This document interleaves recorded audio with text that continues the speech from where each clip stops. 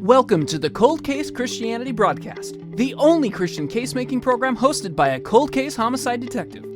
J. Warner Wallace has been investigating cold case murders in Los Angeles County for over a decade. His work has been featured on Fox News, Court TV, and Dateline. For more information about Jim's work and the case for Christianity, please visit coldcasechristianity.com. Now, here's your host, J. Warner Wallace. Welcome back to Cold Case Christianity. I'm J. Warner Wallace. We have been talking over the last couple of weeks about the need to move from a teaching model to a training model as the church, as Christians individually, and as parents and leaders of young people. It's one thing to teach, but it doesn't seem to be stemming the tide of young people leaving the church. All the teaching we've been doing, and we've got some excellent teachers in the church over the last 2 centuries here in America, has not seemed to stem the tide of people who are leaving Christianity and now say they have no religious affiliation. Those numbers are increasing as those who are part of traditional mainline denominations are decreasing. So it's important for us, I think, to shift what we've been doing. Obviously, that's not working the way we'd like it to work. I saw it myself. I taught for a year only to watch my high school seniors leave Christianity, leave their faith, leave the church after they graduated from our program. And I realized whatever we're doing, it's not working. We can do something better. And it's not a matter of trying harder. It was a matter of changing our approach altogether. And that's what we did. We decided to move from a teaching model to a training model. And the difference between teaching and training is that training is teaching with a test at the end. Teaching toward a goal, toward a challenge that actually makes students, makes all of us engage the material in a way we typically wouldn't engage it if it's just wah, wah, wah, wah, wah. And that's what we're talking about here. We've talked about why is the TRAIN acronym, T-R-A-I-N, starts with a test. Find out what you don't know so you'll know what you've got to learn. Then 2, you've got to raise the bar. You've got to require more of yourself. 3, you've got to arm yourself with both the information related to your Christian worldview and all the objections that are being offered by the culture. You have to know how to respond to those objections. The I is for involving yourself in the battlefield of ideas. That's a huge piece of it. And now, today, we're going to talk about the need to nurture. By the way, if you haven't seen all these other episodes of the Cold Case Christianity show, just go online on our YouTube page. You can go to coldcasechristianity.com and then look at the YouTube link, and you'll see all of these broadcasts. They're both staged on our website at coldcasechristianity.com, but they're also on the YouTube page, and you can watch all of them. So that's why I'm not going to try to recover all that material, because I think it's all available for you there online at the YouTube and on our homepage. Okay, that being said, now we're going to talk about the N, as I said, nurturing young people. You have to be able to, and here's why I say you have to be able to nurture young people. Think about it. You've probably seen, let's just go back to our analogy we've been using in the boxing ring or an MMA ring or Ultimate Fighting Championship, whatever it may be. There are times when you have seen somebody who has won the fight, and he's standing there with his arms raised. But if most of the time when you look at that guy, especially if it's a decision, it's a long fight, and at the end of a decision, you've got a winner and a loser. If you look at these two guys, they don't look a lot different, They're both all swelled up and cut and bleeding and looking terrible because they just went, all those rounds with each other, and it's a split decision, let's say. Well, dang it, that means that these two guys landed as many punches as they threw, and one just barely, inched out a victory over the other. Now, he's the victor, but as he's standing there with his hands raised, he looks a lot like the loser, right? Well, why is that? Because sometimes, a victory, you're still going to take a beating. You might accomplish something really good. In fact, everyone I've ever met who's accomplished something really good and noble suffered some injury along the way, some scar along the way. That's going to happen. And the only way to protect yourself from that kind of nicks and scars and cuts you're going to get in life, I guess, would be to bubble wrap yourself and stay inside the house. But if what we said in the last episode is that we need to be involved in the battlefield of ideas, if you're going to get involved, then get ready. You're going to get hurt. and that's okay. The people who have the most influence on culture and impact on their family are the people who are unafraid of being cut, unafraid of being hurt. That's important for us. Now, I don't know if you've ever noticed that in those same boxing matches and UFC fights, there are people who are help the trainers are in the corners during the breaks. And at the end of the round, that boxer, that fighter goes back to the corner and he flops on the stool and he's tired. And you got all kinds of people around him. You got people who are hydrating him, people who are the guy who's trainer who's just, they're wiping him down, they're talking to him what they want him to do differently. They're doing some coaching, right? And then you've got a guy whose job is to close cuts. The corner cut man. His job is to stop the bleeding and hopefully make it stop well enough so that he can get back in the fight and not bleed all over himself or his eye will close or whatever. As bad as that sounds, every corner has got a cut man. That's important for us as Christians to have a cut man. To have somebody who can, and sometimes it's going to be you. You're going to have to be the cut man for somebody else.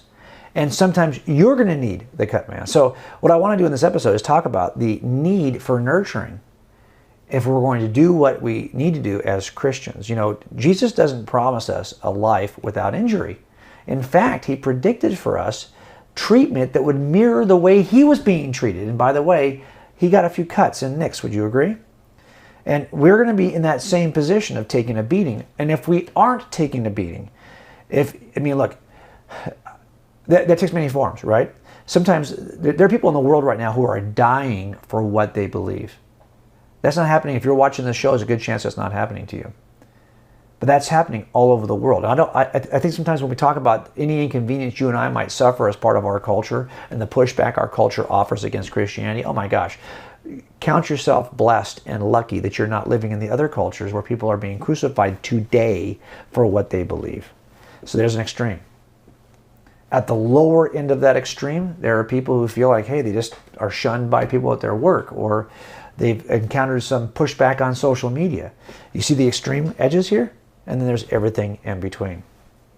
Well, you're going to have to deal with the everything in between, probably. And if you're living in America, you're probably way over here at this small little margin where you're not really being all that pushed around, but you might feel like you are. In any case, we need to have cut men, and we need sometimes to be cut men for others. And I want to give you an excellent example of that we experienced on our on our Berkeley missions trip many years ago, to give you an idea of what I mean by that, and we'll do that right after the break.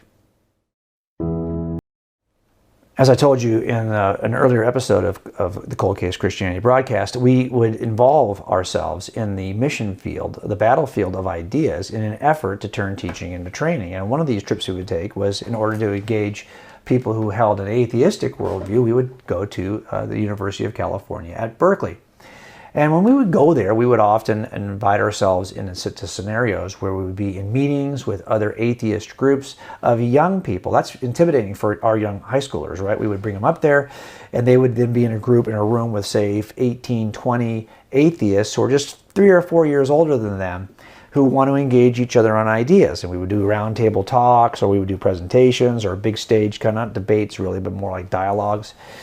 This could be a challenge for young people. And in one of these, we would actually invite atheists to come and speak to our young people and do presentations. We've been doing this for years. And one young man, not young anymore, he's an older guy now, he has been coming for years and presenting a case for atheism, why he's not a Christian, basically, to students who are Christians, who are equipped and trained for 8 weeks before we go. So as we said before, if you're well armed, your demeanor ought to be pretty balanced, pretty calm, pretty confident. There's no reason to panic. You already know the truth. This person who's talking may not know the truth, may have confused something, but you don't need to panic. You don't need to bark. You don't need to be defensive. It's not fight or flight, because you hold the truth, you know the truth, you're able to engage calmly. And our students would do that. And this atheist gentleman would come in, and he was part of the local Bay Area atheist groups. And many times he would start with just a description of what he would say. Students, I'm going to describe for you a deity. You tell me who I'm describing. And he would say this deity had experienced a virgin birth. This deity was, died to save the world. He rose again after 3 days. He worked miracles. Of course, before he died and rose from the grave, he had disciples, 12 disciples. When he left the earth, his disciples would celebrate his death and resurrection on Easter, and they would do a Lord's Supper where they would drink his blood allegedly and eat his body. In other words, he's describing what, if you think about it, sounds like Jesus, right? As a matter of fact, that's what he's hoping. He's hoping that the students he's talking to will eventually identify the deity as Jesus. Now, I will tell you that because our students are well trained, they already kind of know where this is going. They've heard these kinds of objections before, except for one student. One student I brought had not heard those objections before because I let her come in after she was a friend of another student we had. I probably should not have let her come. She did attend most of the training, but she wasn't part of our regular youth group, and I didn't really know her background, her family background all that well. So you have to be careful who you take on these trips, and you have to be careful and conscientious about the training for. Remember, we're talking about arming. You have to prepare them with the bad ideas of culture and how to respond to those and the truth of their Christian worldview. And if you don't do that well, you're only setting your kids up for disaster. And I learned that early on this first trip to Berkeley, because I had a student who came along who didn't catch this part of our training. And she immediately said, "Oh, you're talking about Jesus." And he was hoping for that. He kind of set the hook, and now he's about to reel her in. And he said, "Oh, I'm not talking about Jesus at all. I'm talking about Mithras. That's a Persian god who existed about 400 years before Jesus. As in fact, Jesus never really even lived. The story of Jesus was borrowed from that other untrue mythology of Mithras." And he said that was also borrowed. There's lots of other stories prior to Mithras in which there's a dying and rising Savior who bears a strong resemblance both to Mithras and to Jesus. In fact, the entire story of Jesus has been kind of regurgitated over and over and over again by one culture or another for centuries. Now, I think if you heard that for the first time, and you didn't know if that was true or false, you didn't know if all those details about Mithras were even true or false, if you were alone, for example, in some class on ancient mythology at Berkeley, do you think you'd be shaken as a Christian to find out that all those details that are so similar to the Jesus story were in fact borrowed from another God who everyone thinks is fictional? Even you as a Christian think is fictional. Well, why would you think that your God then isn't fictional? Do you see the problem here? And she was shaken. And she came to us afterwards and she said, I don't know if I could even pray tonight. I'm not sure there's a God to pray to. Wow. So we realized, like I said before, if you don't train well before you go, you're actually doing your students a disservice, because you could bring them up there, and if you don't know how to read, what if you as the pastor, what if there's no cut man in that ring? Okay, your fighter's just been out there now, and now he's all bumped up and bruised up. He's even cut, and he comes back to the corner, and there's just no cut man for him. That's what it can feel like if you're not prepared to be the cut man. Now, we knew, as a matter of fact, I had purchased all the source material on Mithras, that these people who claim Mithras is the foundation of the Jesus story, well, where are they getting that from?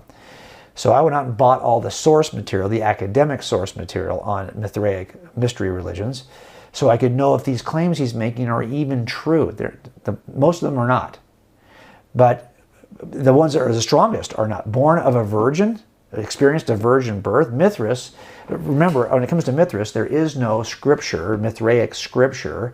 We don't have, it's a mystery religion. All we have are what we've learned from other ancients about what they believe. Nothing's written down. Or what we see in statuary form, or what we see in portrait form, or in mosaics. So we don't have any Mithraic scripture to draw from, but we do know that the story of Mithras allegedly is that he emerges from the side of a mountain, leaving a hole in the mountain where he emerged. So I guess you could describe this as a virgin birth, but to suggest that somehow that, if I just say he experienced a virgin birth, you might think it's like Jesus. No, Mithras is nothing like Jesus. And we can go on and on with that. Just if you're curious about it, just type in Mithras, Mithras, at our website, coldcasechristianity.com. I've written a lot about this. You can see it all there. But my point here is that this young lady didn't know. But lucky for her, all of us who were leading this trip, we did know the truth. And we were able to pull it all out and show her and basically resuscitate her doubt for that evening, because she she was in the corner and she needed a cut man. And we were able to do that for her. There's going to be time when you're going to have to do that for somebody else, probably your own kids. Now, cut men are not just folks we pull off the street and say, here's a bandage and here's an ice block, or whatever we call that little ice tool, and here's a piece of gauze. No, these are people who have some training beforehand. If you want to be a cut man for your own kids, you're going to need some training beforehand. You can't wait. By the way, he can't ramp up and get that training 5 seconds as the guy's bleeding walking back to the corner. He better be ready before he starts walking back. The same is true for you and I. Let's take a break and we'll talk about the times when you and I might need a cut man and where we might turn.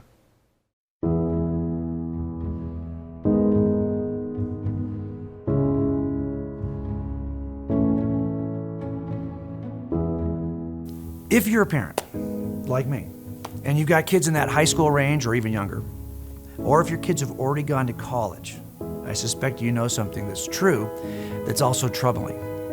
No matter who's doing the measuring on this, no matter who's conducting the polls, who's doing the surveys, what denomination it is, what church group it is, whether it's secular or Christian doing the polling, we're discovering that young people are moving away from the Christian worldview, and pretty alarming numbers.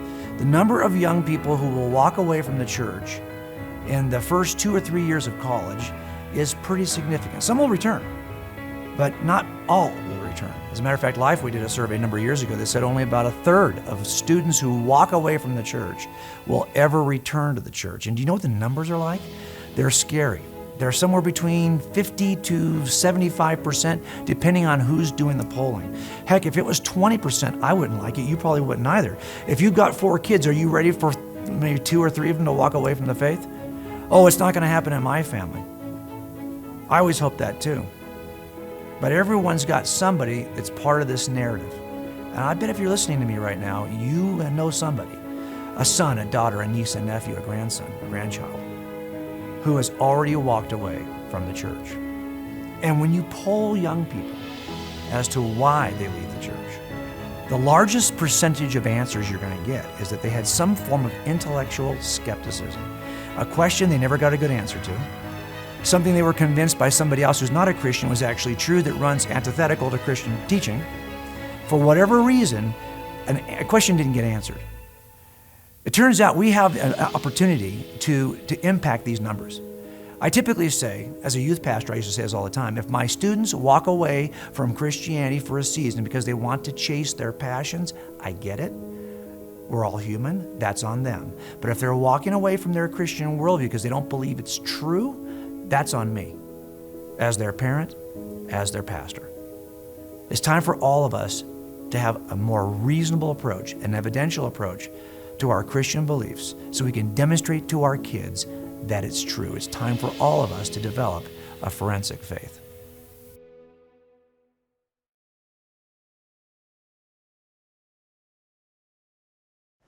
Okay, it's often been said that good teachers are good learners, because there's never a time when you can really stop learning.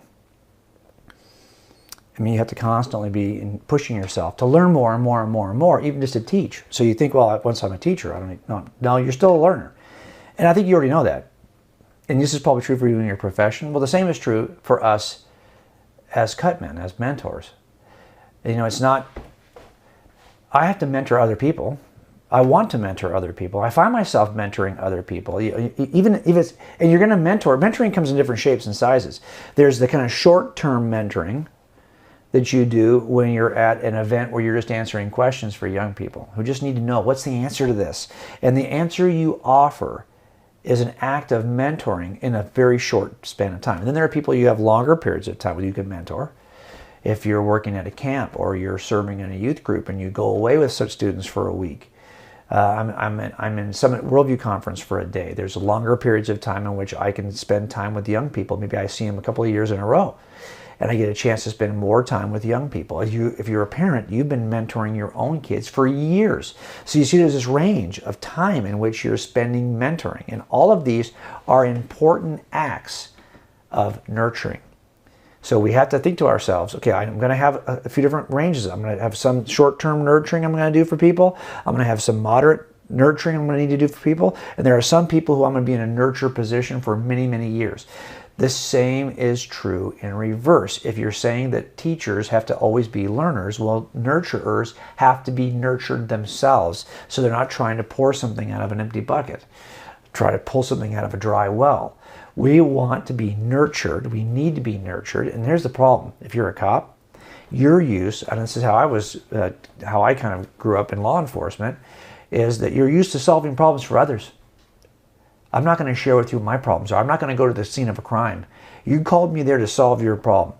I'm going to solve your problem, and you're never going to know what my problems are. That's not what we do here. I'm the problem solver. You're the person who needs the problem solved. Well, you do that for a number of years on calls, and suddenly you don't want to share anything about your need for a mentor, your need for nurturing, your need to have answers. That's the kind of stuff that I found myself trying to do privately. Let me get my own answers. Let me think this through. Let me just work myself through this. I don't need anyone's help. And so you have to learn how to be nurtured. So I want to encourage you as you're sitting here and you're thinking about, well, how do I develop a more reasonable, evidential Christian faith? Well, it's about you being ready to nurture others, but it's really about you finding the mentors in your own life. They're not always going to be older than you. I've got a couple of friends who are in this ministry, not my ministry, but ministries like mine, that are making a case for Christianity around the globe, making a case around the country. And they are dedicated. They are smart. They're younger than me. But they're older than me in the Lord. I didn't become a Christian until I was 35. And there are friends I have who have been Christians for 40 years. I've only been a Christian for 20. And I lean on those folks. They have set a bar for me, a high bar, a character bar. I want to be more like them. So they're modeling. And they're just a text away, a phone call away. And again, I've got mentors that I can make a text to and get a quick answer. And there are mentors who I can spend the weekend with. And then there are people who have invested in my life who I've known for 20 years. And so I want to encourage all of us to do this for others in those three kinds of categories, and then to allow others to do that for us. If you wonder why sometimes you're struggling with your doubt, it's probably because you don't have mentors in those three kinds of categories. If you're wondering why sometimes your character isn't what it needs to be, you resort to a fight when you really need to be calm, it's probably because you don't have mentors in those three. There's no one you can turn to who's modeling for you. Now, I guarantee you, if you'll find those people and surround yourself with good mentors, you'll become a better mentor for others. So that's the thing I'm challenging myself with, is am I engaged with my mentors? Are there people who are further along in the process than me that I can ask good questions of? So if you do nothing else, after watching this series we've done on training, the TRAIN, rest in the N for a minute and think to yourself, who am I mentoring? Have I made a commitment to anybody? Am I so self-focused that I haven't really poured myself out to anybody? And then change that. If you haven't been mentoring, change it. And then ask yourself, well, how am I being equipped to do that for others? Am I allowing anyone to mentor me? Am I willing to bend my knee and allow myself to be mentored by somebody who is maybe, number one, as a character that I'd like to have and the knowledge that I'd like to have?